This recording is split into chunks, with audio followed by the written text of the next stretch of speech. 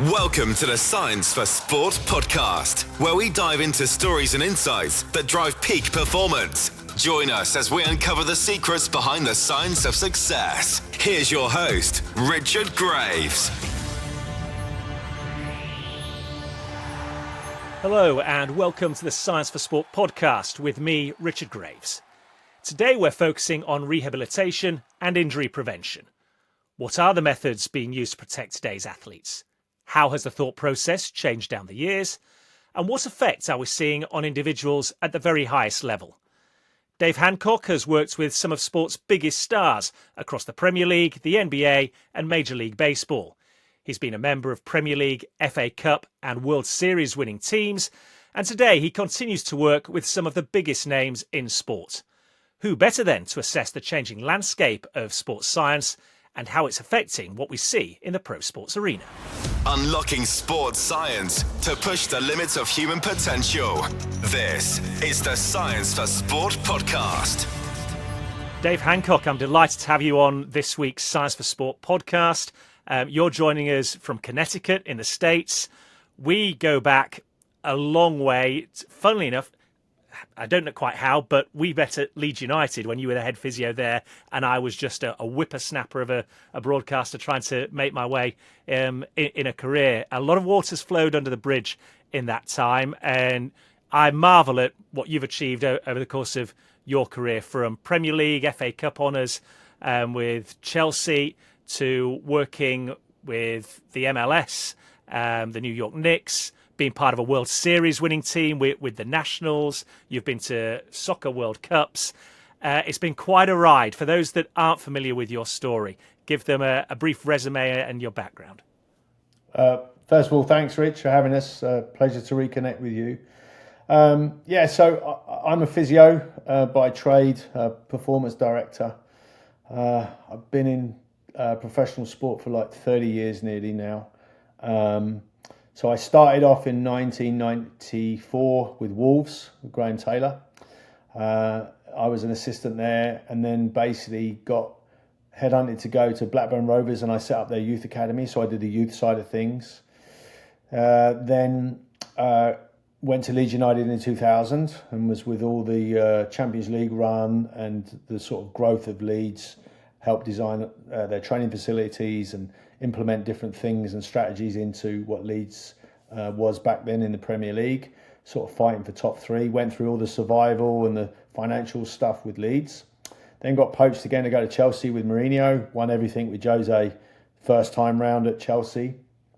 And then got approached again to go to the New York Knicks as the performance director. I was at the Knicks for 7 years. While I was there, I was asked to be the England national team, one of the England national team physios. So went to the 2010 World Cup and the European Championships in 2012, worked with Capello and Roy Hodgson. So 5 years with the national team. And then was also asked to be on the Nike performance board. I was on the Nike board for about 5 years. Now currently reside in Connecticut, offices in New York, and I now run a very growing, eclectic software business in sports data and sports tech. Like I say, times have changed. It's a bit different being in New York to being up at Thorpe Arch and the Leeds United training ground. Just a bit, yeah. Different experiences, obviously, along the way, and done a few other bits and pieces, with bands and movie stars.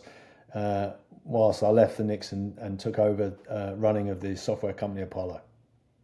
Well, let's go back to two and a half decades or so, when you were making your way as a head physiotherapist in the football world. How have things changed, not just in the way you approach the day-to-day job, but technology, methodology? How have things changed from what it was back then to a time now when the in vogue phrase is AI and artificial intelligence and how we can best use that?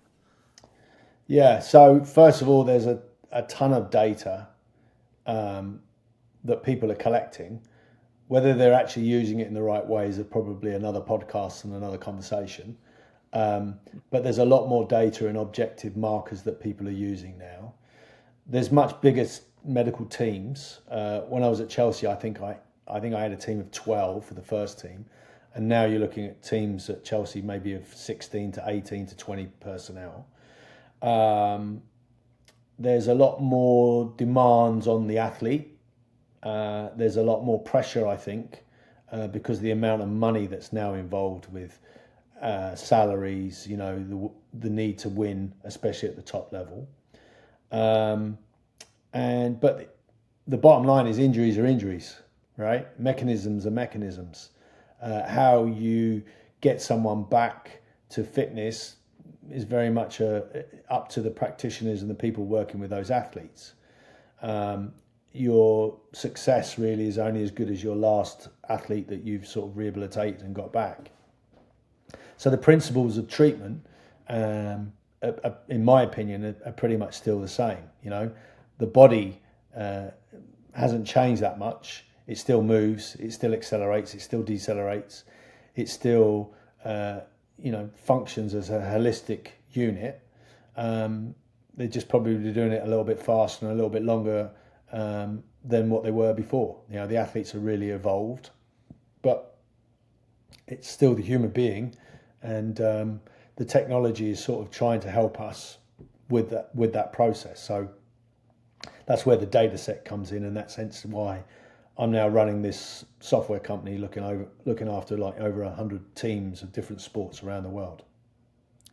To what extent has self-awareness in athletes helped you in the way you do your job? Because when you started, I don't think I'm being unfair to say that certainly in the UK with the highest level football teams, players would rock up for pre-season training having had 6-7 weeks off on holiday, and you'd have things like the bleep test that everybody had to pass when they started, and suddenly you'd have to look after diet. Well, in the modern day, that's pretty much all gone.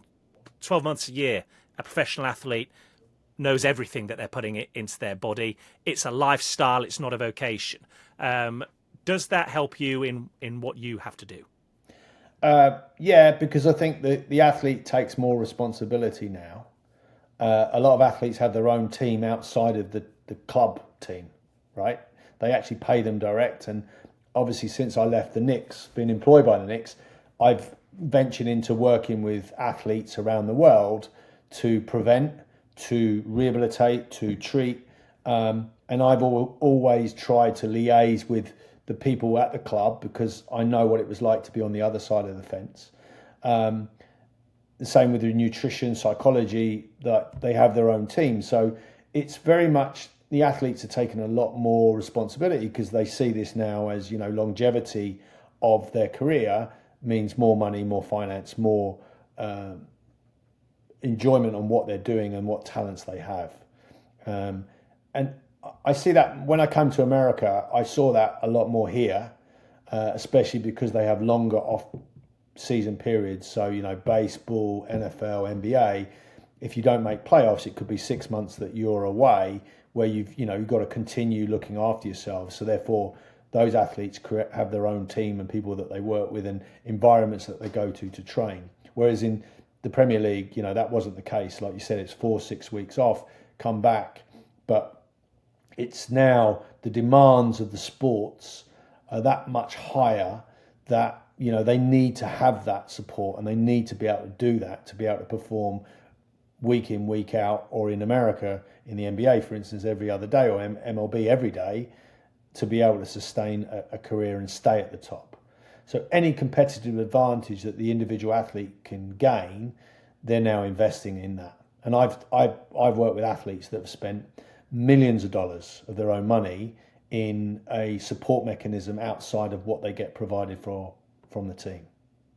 Over the course of your career, has that been one of the biggest changes that you've noticed, that the definition of success for each individual? Because, again, you go back to, I dare say, your Chelsea days, Leeds days, success was measured by what you achieved on the field of play. Well, as you've just pointed out, in the current era, look at Tom Brady, TB12, and the entourage he had around him that allowed him to continue winning Super Bowls up until he was into his mid-40s. That's a seismic change in outlook and responsibility taken by the individuals involved. Yeah. Absolutely. I mean, every athlete wants to keep on playing and playing and playing until they can't. And obviously, it's a business. The longer you play and the higher level you can play and sustain at, the more money you're going to make. So, there's that. There's the air of stardom, right? That you're at the top level, you're in the media environment, you're getting recognition, you're getting now sponsorship. I mean, even now looking at the situation with college sports in America, where these athletes now are getting paid. So that we're now gone to university level where things are becoming professional. So the level of support and the necessity to keep these guys fit and healthy is now a lot more prevalent, I think. The demands are a lot more prevalent. And a lot of athletes might see that they're not getting that particular requirement directly from the club, so therefore they'll go outside of the environment and have their own team. Whether that's a good thing or a bad thing, I mean, that's again a completely different conversation or debate. It can cause issues with regard people working within clubs having to deal with not sure what's gone on that night, not sure what's gone on that day, and that's a problem for teams and environments now. But yeah, I think the level of care and the level of understanding of injury, of training, of data from an athlete perspective is that much greater now.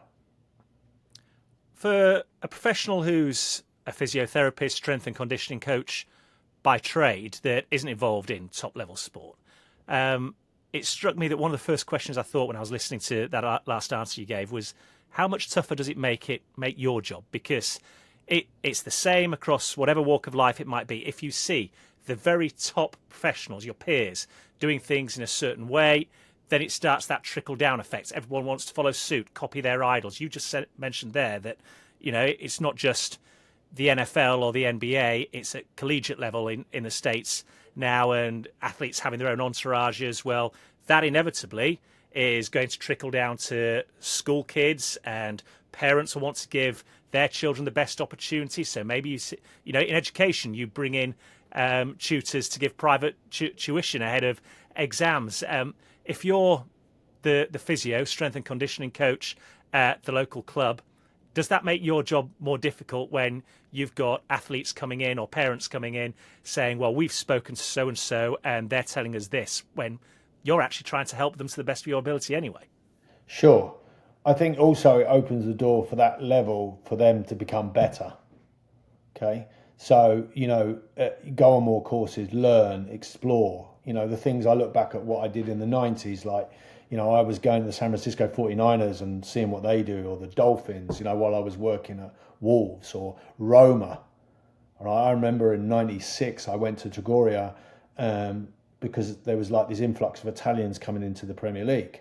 So I was intrigued with like what the Ravanellis did and what was happening with what did they do different in Italy to what we were doing in England. So I think it can raise the bar of those practitioners because they have to, keep up with the trends. But I also think it can be quite dangerous because you've now got social media where, people see a really cool exercise on Instagram and they're like, oh, I'll put that into my program, but with no real thought about the consequences, the progression of where they need to get to that level to be able to do that exercise. Are they doing that exercise right?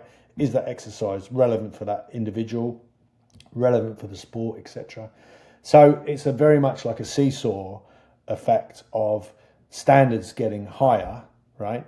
But making sure that you've got the right people in place, the right qualifications, the right experience.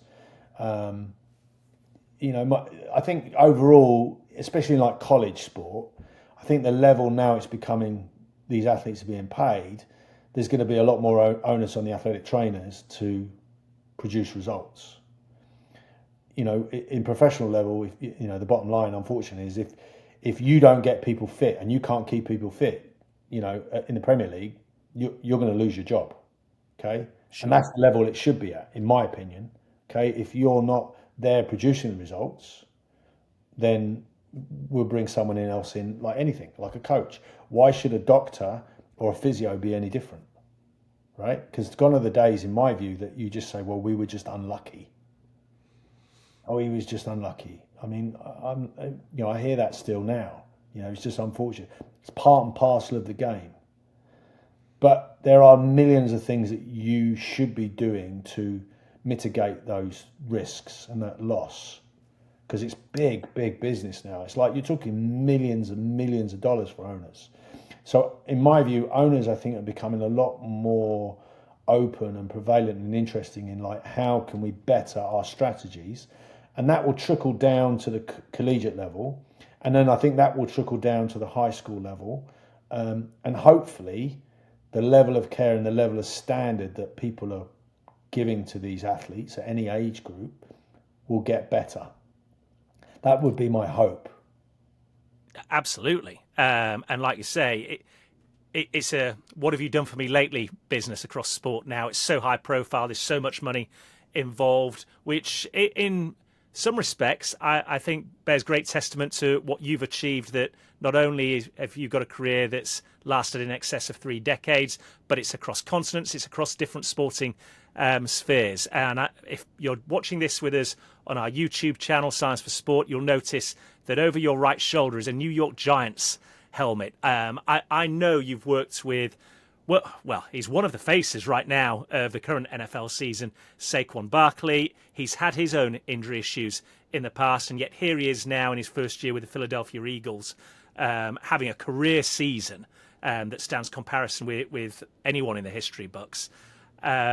Just give us an insight, if you can, as to what your experience working with him is and what kind of approach he's had to overcome the adversity in past years and be the success he is right now.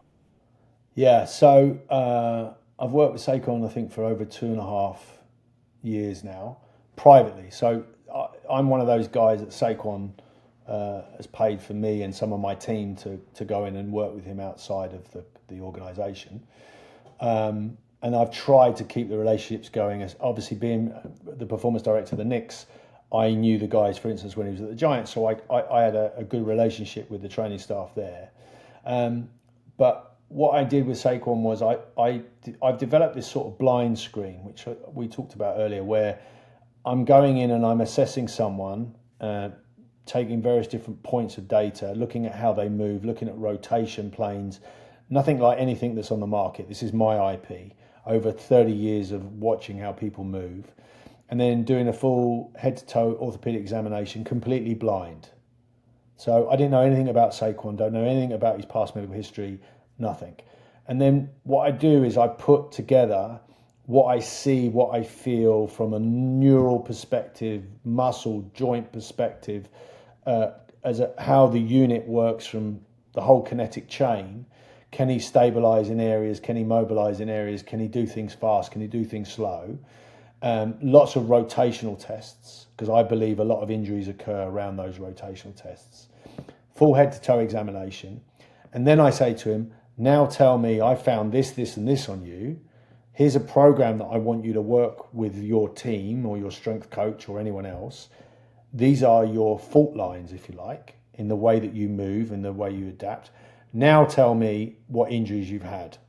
Okay, so it's renowned out there that he's had an ACL, and as I explained to you, Rich, Saquon's given me permission under HIPAA today to talk to you about this.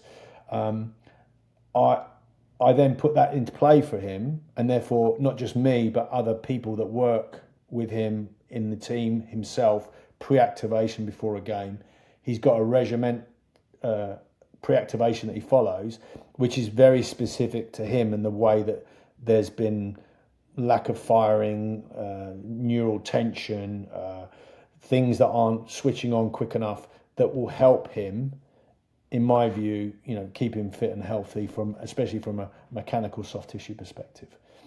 And this screen, now we're putting this data into our software system using AI to understand the risk and the areas to produce exercises and very specific things for people.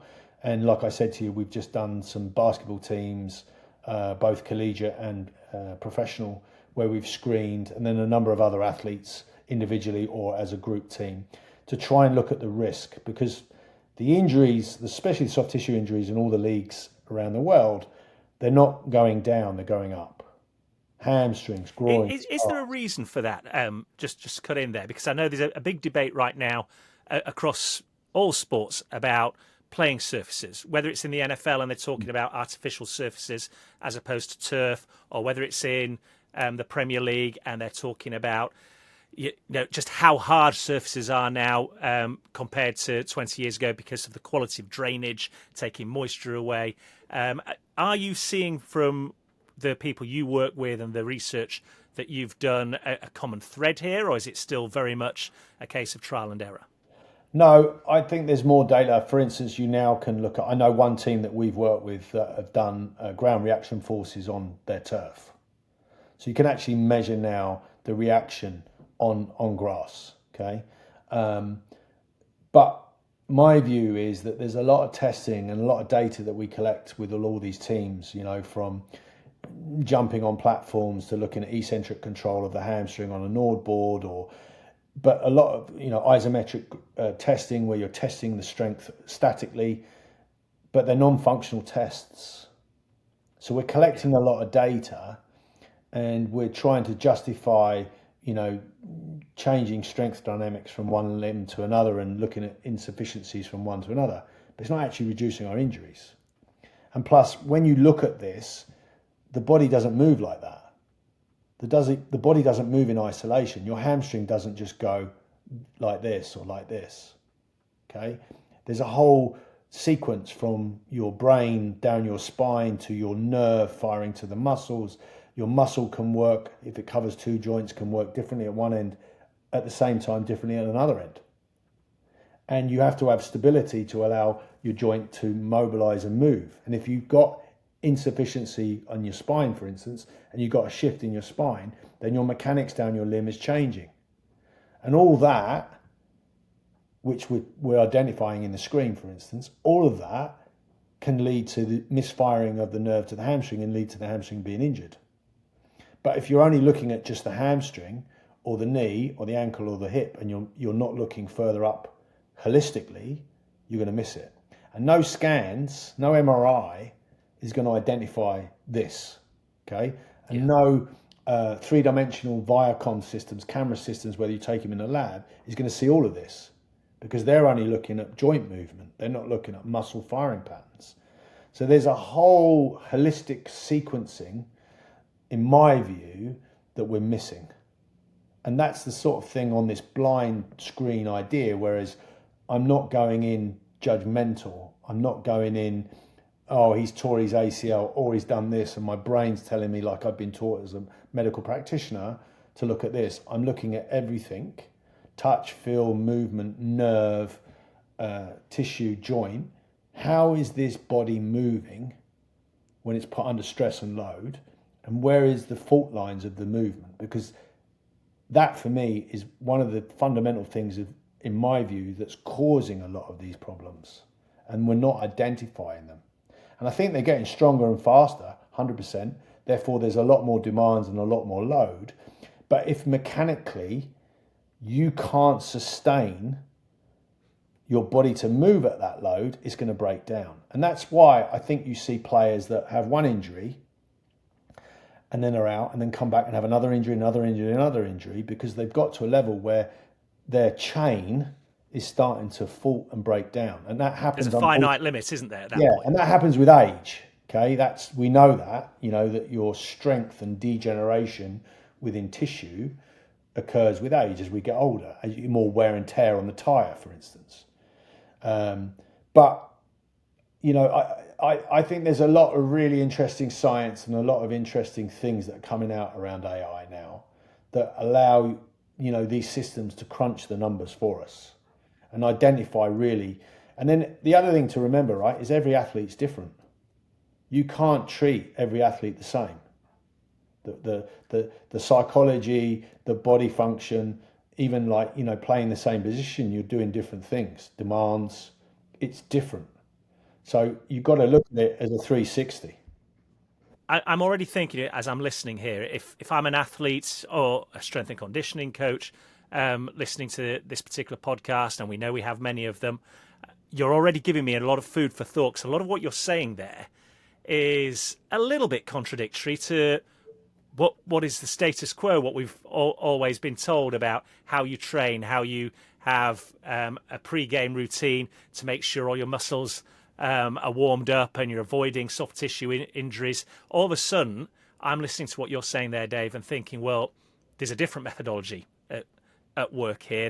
There's a bigger picture, if you like. It's not perhaps so clear and cut before we go into games. If we're going to look at the big picture, the whole package, have longevity in a career in sport, then perhaps we need to be looking and casting the net a little wider. 100%. I mean, you know, if you like, there's fundamentals of science, right? And there's fundamentals of warm up, and there's like fundamentals, okay? And never go away from fundamentals. But ask yourself the question: why are our soft tissue injury rates going up? Why are we getting so many injuries? Why is it costing millions and millions of dollars to owners who own these teams? Now you're going to go to college. It's going to be exactly the same. Okay? Teams don't win, coaches get fired. Fact. And there's more pressure on the coach now ever, at any level, to win. Okay? It's got more and more and more competitive. You've got TV, you've got so much, you've got billions and billions of dollars coming into this. You lose starring players in any organisation and any team, the coach hasn't got all the ammunition to succeed. So from a preventative point of view, it's of the utmost importance now that we start like looking differently and looking. Does this change your role, your job? Yeah, massively. Over the last 15 years, hugely. Because, you know, I remember, you know, we'd have one injury, whatever it would be, an Achilles rupture or whatever, you know, we would do the same. I'd do the same sort of protocol for every Achilles. Not anymore. It's impossible. How can you do that? And then like the later stages of rehabilitation, now you've got so much information from the game. You've got like video analysis, you've got movement, you've got specific plays, you've got positional plays, you've got tactically how the team works. You know, Kevin Durant, right, for instance, working with him and looking at what he did and just sitting down and talking to him, like what's his go-to moves? How does he pivot? What does he do X and what does he do Y? And trying to put that very early into his rehabilitation from a massive injury, and now having this data, it's changed the whole way that we work. You know, going back into the 90s, I never had that. But my interest has been, like I said, we were talking earlier about originally when Prozone came out in the early 2000s, we used to get traces and speeds and video of like where a player moved in a game. So I would try and be more specific then with like looking at how a centre forward would move around the box compared to what I would be doing with a midfield player. So the information's there to be very specific to that particular player and that individual, and therefore that's where data, I think, is massively helped us look at this and utilise it and be very specific. But I think there's another level. Like I watch warm-ups, for instance, you know, in the NFL, right, in what you look at. And they all come out and they all do all the same stretching and they're following a guy at the front. And I'm like, yeah, I get it. You know, it's getting everyone loose and mobile and warm. But every one of those players that you've got 50 of them on the pitch, they're going to need different specific things. So are they all 50 individuals, aren't they? Correct, right? And are they all doing something very specific to themselves? Are they doing something very specific for their position? Are they, you know, have they got an individual program that's related to something that you find on them and not just something that you're finding from a non-functional test, right? Because he's got a 20% differentiation between his left and his right hamstring. You know, so what? It's like, you know, there's a lot more going on than just that if you look at them holistically. And I think that's the way it's going to go. And people are going to become a lot more specific. And it's happening because now you've got this tug of war between what the individual does with their team and what the team are doing themselves. And, you know, there's got to be a sort of middle ground between those two different forms of practitioner to advance. Yeah, absolutely.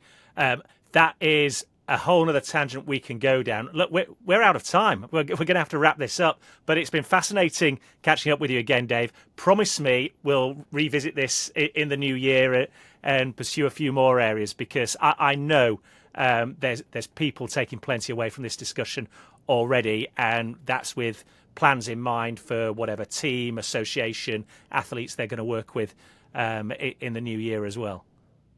Rich, real pleasure to catch up with you again, and thank you very much for having me on the podcast today. It's been great. Thanks for your time. Just quickly, if people do want to catch up with what you're doing and various methodologies, where can they find you? The company's called ApolloV2.com. That's the software company that we're running now. And I'm on LinkedIn. So if people want to hit me up, just search for Dave Hancock on LinkedIn, the CEO of Apollo MIS LLC. Fantastic. Listen, enjoy the holiday season, Dave, and we'll speak again soon. Thanks, Rich. Unlocking sports science to push the limits of human potential. This is the Science for Sport podcast. A huge thanks to Dave Hancock for taking the time to join us on this week's podcast. And if you are interested in what we were discussing and want to find out more, you can do so by going to our website, www.scienceforsport.com. If you enjoyed the show, then please help us spread that net far and wide. Encourage a coach, a colleague, an athlete or a friend to download it. Remember, the more people we get downloading each episode, the easier it is for us to attract top-name athletes and professionals at the very top of their industry. That is just about all for this week's show. I hope you've enjoyed it, and I look forward to talking to you on the next edition of the Science for Sport podcast. Subscribe to the Science for Sport podcast now, wherever you listen to your podcasts. For more insights, resources, and to join the Academy, visit scienceforsport.com and connect with us on social media by searching for @ScienceForSport. Thanks for listening, and we'll see you next time.